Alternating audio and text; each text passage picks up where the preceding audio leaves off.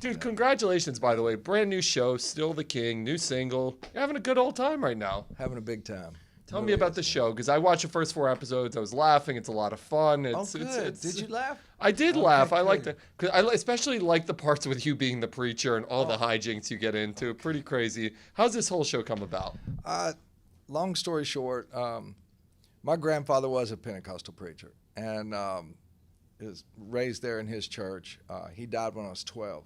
And that background, leading into then my career takes off. I find myself touring around the world. Obviously, there became a lot of connections. Even Johnny Cash had written me a letter that said I reminded him of his good friend Elvis Presley, and there was a lot of Elvis connections at that time. Well, years later, as I'm reinventing out of Hannah, Montana, going, okay, I've reinvented before, but I'm not exactly for sure how to reinvent out of this, because it may be time to just go to the barn. You know what I mean?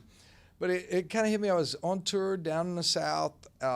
We stopped the gas up one night at midnight. I got my dog off the bus to go for a walk, and there was an old dilapidated Pentecostal church, and it was falling down. And I look in the background, there was the place where Elvis played the old Elvis Hayride.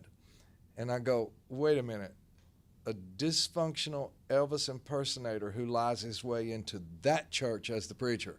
And I pointed to the church. My dog was looking at me as I was crazy, going, that church. And I got on the bus immediately, and when I write a song, it comes really fast, and the words and the melody, it all comes really quick. And I just started writing down. I called it Nash Vegas, and I started writing down a dysfunctional Elvis impersonator who lies his way into the church as a preacher, finds out he has a 15-year-old daughter he never knew he had, and boom, that was kind of the beginning.